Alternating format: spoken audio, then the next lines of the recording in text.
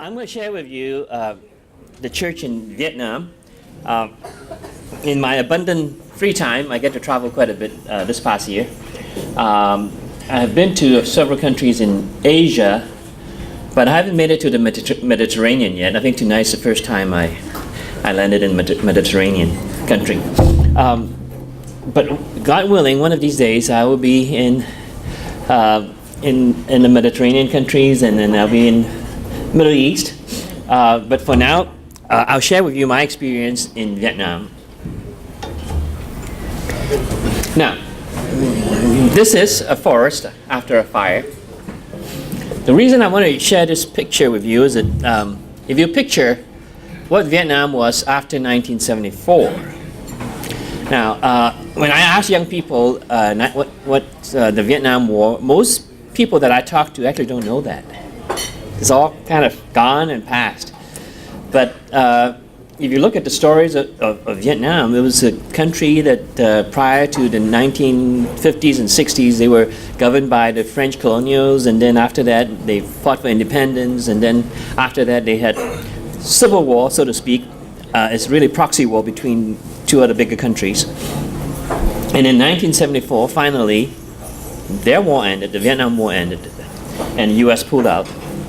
Now, they got their independence, but the country is kind of like that after independence. So that kind of gives us an experience as to what we can pray for, as to what's happening in a lot of Arab countries. Syria, Egypt, Libya, Yemen. What's going to happen after all that? Now, we're looking at it almost 40 years now. 1974, this is 2012. So what is Vietnam like? Well, this is the picture of Vietnam. I get to appreciate from, I've been to Hanoi and then all the way to Ho Chi Minh City, which used to be called Saigon. And I went to somewhere in the Central Highlands, they call it. That's where all the tribal people still live. That's something that I didn't know before I went there, is that when we go to Little Saigon, Westminster area, we think of Vietnamese, that, oh, they're Vietnamese.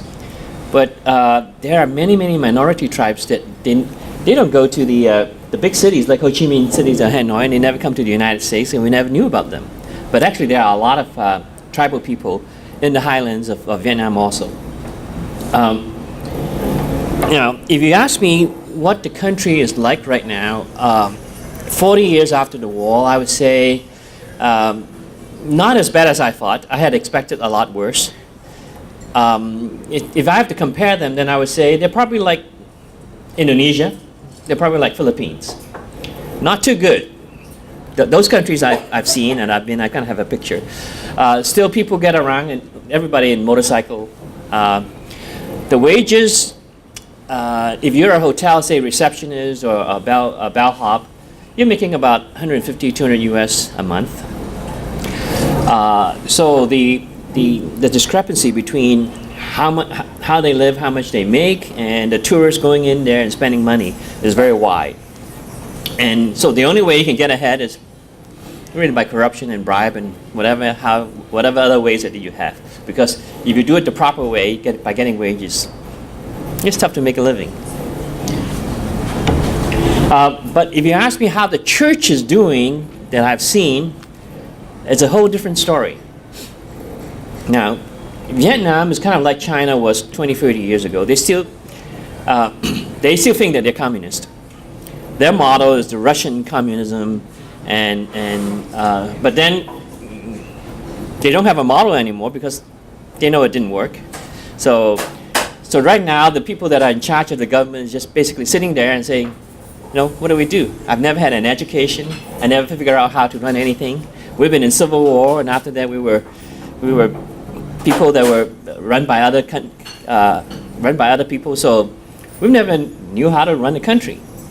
So if you go to Vietnam, unlike a lot of dictatorship, you would never know who the leaders are. They're never on TV. It's not like Sri Lanka, or it's not like Cuba or other places where, oh wow, the president, prime minister, the pictures is everywhere.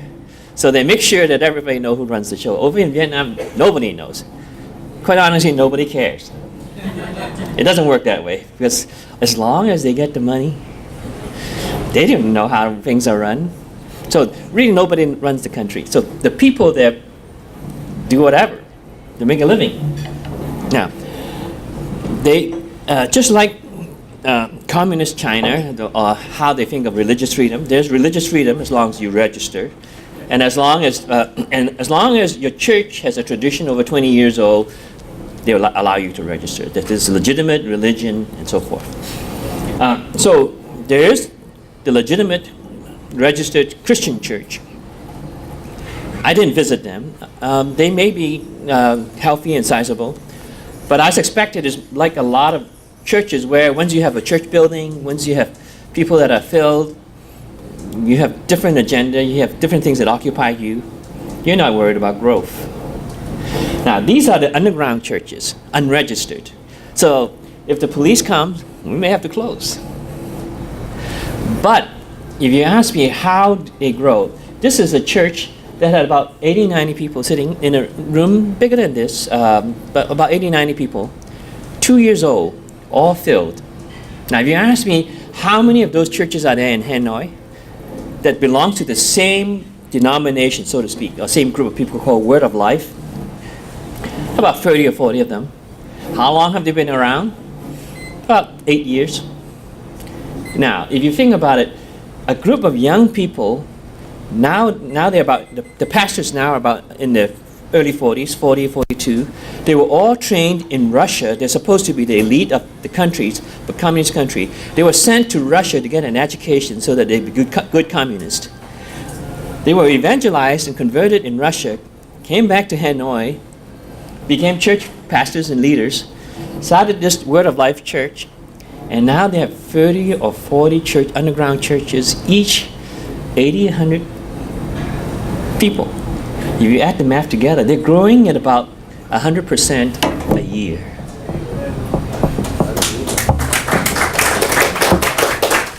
So that's how the church is doing in Vietnam now. So this is Hanoi in the north. I also went to the highlands, Central Highlands. The Central Highlands and where all the minorities are.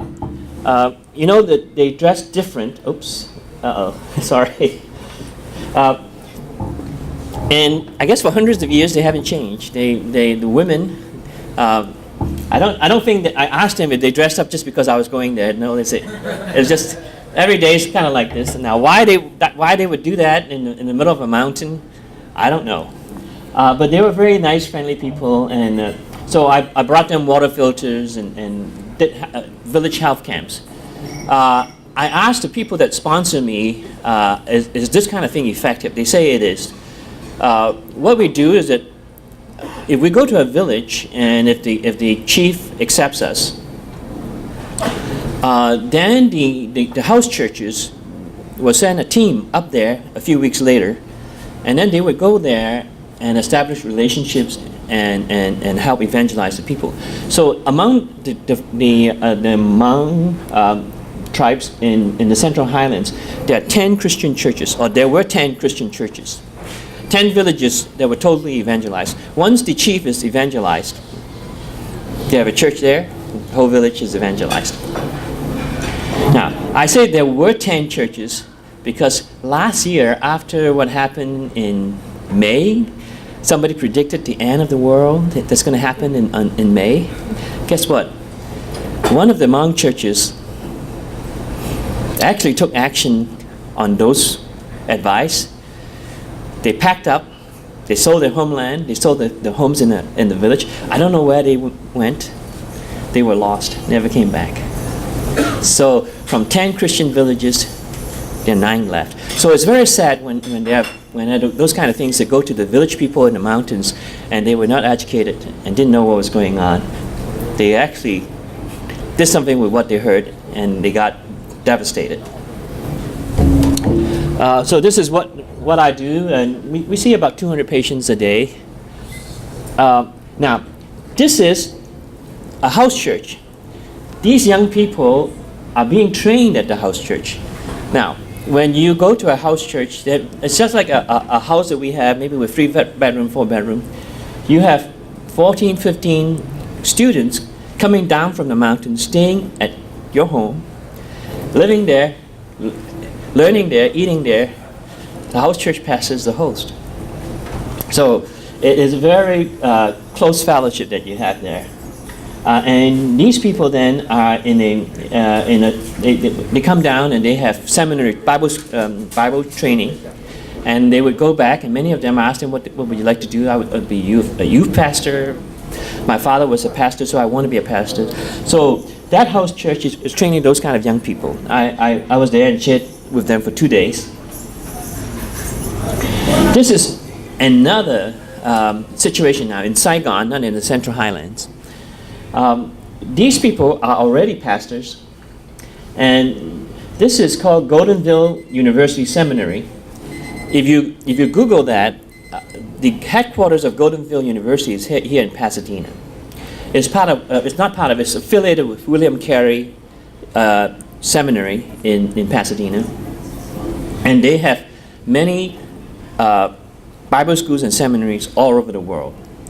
In Malaysia, I was there over Christmas time, Vietnam, Indonesia, Oslo, and South America. I don't know which city in South America.